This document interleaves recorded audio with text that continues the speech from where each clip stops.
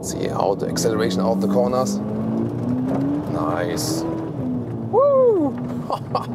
This is a lot of fun indeed. Yes, that's the VW Polo GTI. Facelifted version here with Thomas and Autogefühl. All the details, let's go.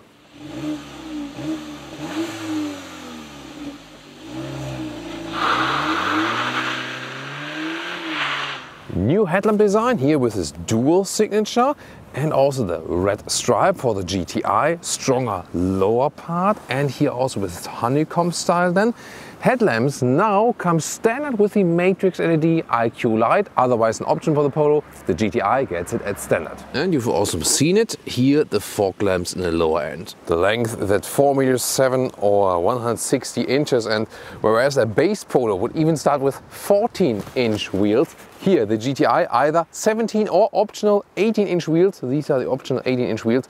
And then also with bigger brakes and red brake calipers, really cool. And the red GDI accentuation right here. And it especially works very well with the white exterior color, doesn't it? Black mirror caps and also tinted windows here in the rear.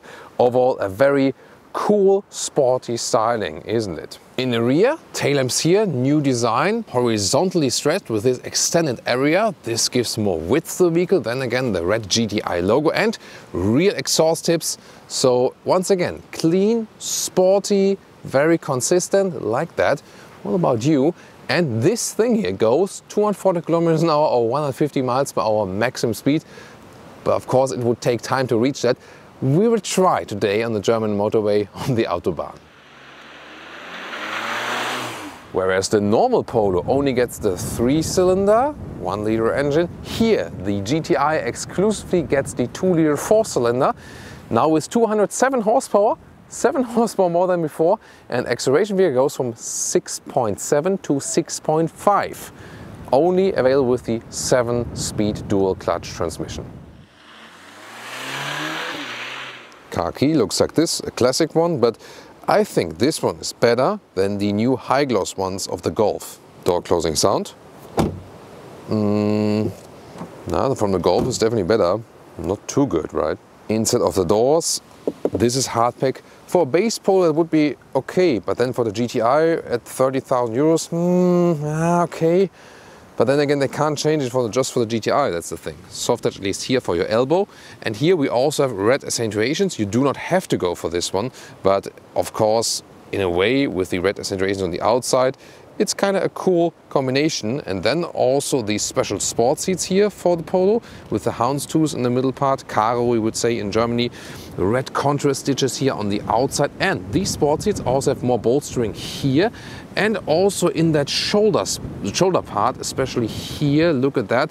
So pretty cool. You can also get microfiber seats, but then they are actually a little bit straighter in this form, so it will also change the seat form. Seating position in these sport seats actually very decent, doesn't feel so small, and also good comfort also for tall people. Here with 1.86 meters, 6'1", still enough headroom left, and you have a lot of side support then here. Remember, when you go for these art velour seats, the microfiber seats, then you won't have so much bolstering at the side. They will both be fine actually, but I think I would stick with these standard sport seats. They're just more spectacular and also very good in comfort actually. Steering wheel, pretty big size, up and down, in and out, and you'll find a nice position definitely. And then 10.25-inch screen on the left side. This is standard for the GTI, otherwise an option. It's only flickering on camera, not for your real eye. Right side here, the 8-inch screen would be already standard. This still has knobs then, which is better to me, I think. Here, even for the GTI, an option, the 10.25-inch screen, it looks cooler, is a little bit wider, but missing the buttons here, only has hashtag capacitive BS buttons. Let's soon take a closer look. Here in the lower part, you have this new climate unit, and this looks cool and clean. And for a capacitive solution, it's also fairly easy to control, but I would prefer the normal manual one. In the German configurator, this is an option as far as I saw, and you would still get the standard normal dials. In UK, it seemed like this would be standard for the GTI. Gotta check the details there. Illuminated USB-C chargers in the lower part, also with inductive charging pad here, this is quite handy. Apple CarPlay and an auto wireless connection, and then the 7-speed DSG shifting lever here. Has a good grip actually, cool styling, and Then left next to it, you decide the driving modes. Infotainment system, you have here in the vehicle controls also sport gauges, for example here with it. Performance monitor, G-force meter and so on. Then the normal main menu, and this is kind of like in, let's say, an older generation of the software, and that's the good thing because the very newest ones are kind of bogus. And here there's this, let's see, maybe this one, there's this optional Beats sound system in this one, and considering for a small vehicle, it's actually quite decent sound. So for music lovers, that Beats sound system will do fine. Yeah, considering the segment, of course. Then back to the Volkswagen menu. Let's take a look at the, at the own GPS like this. It's also somewhat okay. Here could be a little bit more responsive, but definitely it works better than the all-new systems in the all-new cars. And this is really important, the drive mode selection. This one does not have DCC, even if the Volkswagen UK website claims the dynamic chassis control is not here, not the adaptive dampers. Optionally, you can get Sport Select dampers, and these are then activated in the sports mode, and they just make the setup stiffer, but they don't vary then in the dampening. Do not buy the Sport Select suspension because it's too stiff. It's kind of useless, I think. This car does have it, and here what I would do, individual, I would maybe make the steering to sport, or then like engine sound sport and so on, but would leave the sport selection here, sport select suspension on normal. It's just too rough, but even more to that while driving. On the steering wheel here, capacitive buttons, it's just harder to control them while driving. They look cool, they're also backlit, but come on. Instruments, you cannot have the CarPlay map here in the middle part, but you can have the normal GPS in the middle part right here. Again, it's not flickering on your own eyes, or here also full screen. Well, and then one advantage of the Discovery Pro of this extended screen is you can have the map both right and left. If you have the Discovery Media, which still has 8-inch, and then the knobs, you can just have the map either right or left because the CPU then can cover more. Really? But still, I would stick with the more base version, save some money and still have some knobs to turn. And cup holders, not adaptive, so your bottle might be flying all over the place. And then underneath this armrest, some more space. Well, the platform is not too bad, but it's still a short vehicle, so when I'm here in the rear, I do hit the seat here with my knees with 1.86 or 6.1. It's soft, yeah, but I can't really sit here very well, but headroom-wise, this does work actually.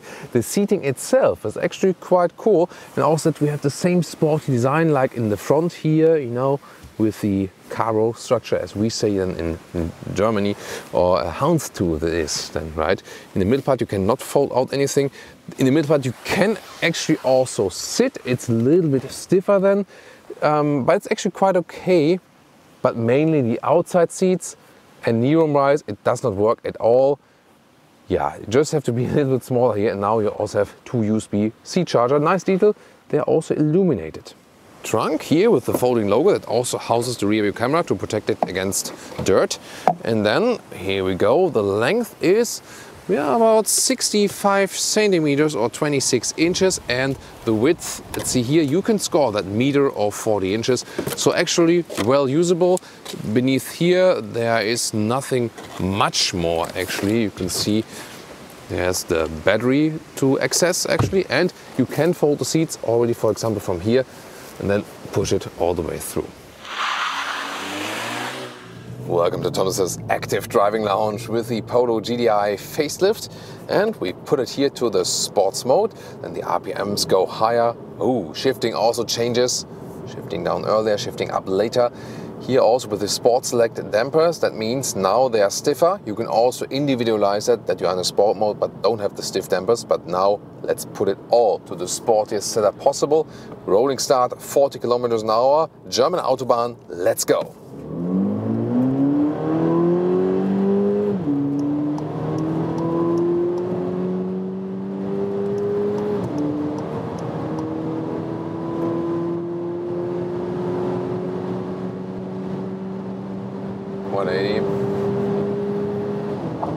Woo!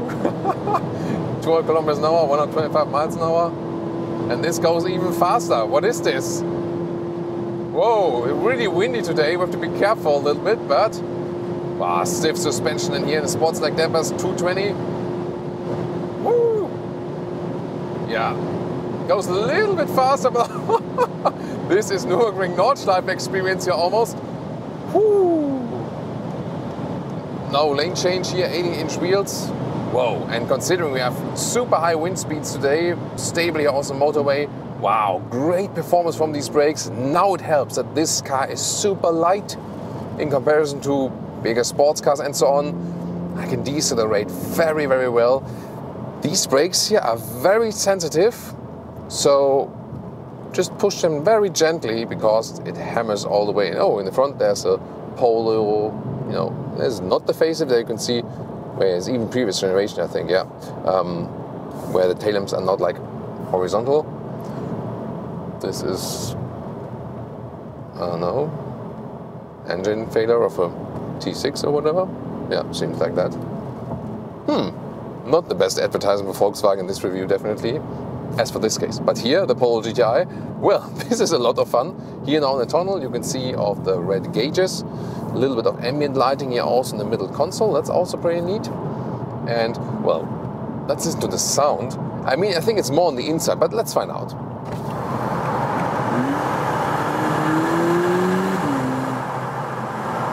Yeah, it's more what you hear on the inside indeed. Let's shift down again and let's see where... Yeah, so kind of low frequency what we hear on the interior. You see I also use the shifting pedals here for the manual shifting. That's also a lot of fun. Pretty cool, right? So here also in the sports mode, the steering goes a little bit more resistance. That's coming handy, especially soon heading out to some windy corners, testing even more sporty performance.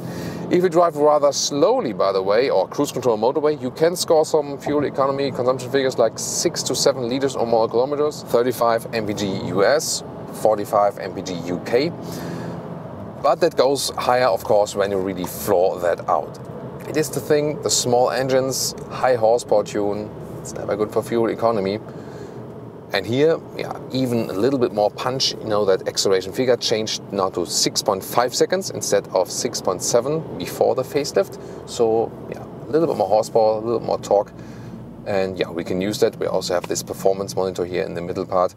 A lot of fun. At the same time, when you have these sport select dampers, the suspension is really, really stiff. So what I would actually do when you stop here at the traffic light, go to individual and put your own settings. For example, you can put everything to sports, but then the sport selects suspension of normal, or just don't pick it in the configurator.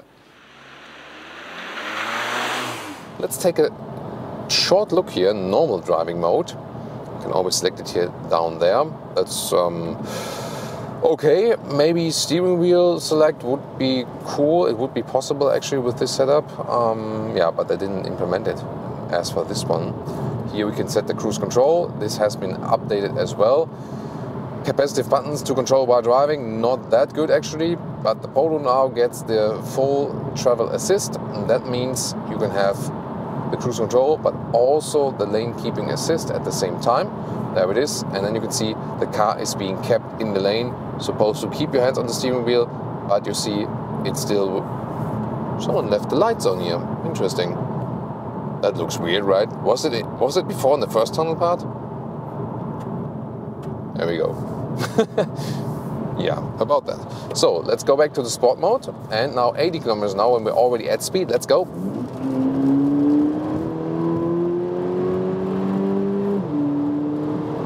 Wow, this goes really quick, man. 160. And here now this longer bend. Wow, that is really cool. So not trying to exaggerate it here now. And the sport suspension here, the sport select, and this really feels like being on a racetrack now. Steering wheel could have a little bit more resistance even here at higher speeds in the sport, but overall actually pretty good. And for a small car, it behaves very, very neutral and good in the handling here at these higher speeds. Now once again, 200 kilometers an hour, 125 miles an hour. Wow, and the brakes are really phenomenal. This is really awesome. So this is one of the vehicles where you always feel in control and you you exactly know what you're doing and where to put that car. It also has this electronic differential lock in the front, so the front axle. This is actually to improve accelerating out of the corners, because otherwise you might have, yeah, basically some kind of torque steer that, you know, you're being steered, although you do not want that. But let's see. Let's move it even more in a dynamic way and see how this differential is playing out. Alright, sport mode once again. Also some loose branches on the road from the recent storm here, so even more challenging conditions. Stiff suspension mode, and let's see how that one turns in the corners, and also the differential. See how the acceleration out of the corners. Nice. Woo! This is a lot of fun indeed. Yeah, some kind of loose rally ground here because of these branches. Next corner, yeah, I see of course the front wheel drive puts me out, understeers a little bit, but considering front wheel drive and small vehicle, a lot of fun here still to drive it. Wow, super nice. This really feels like rally.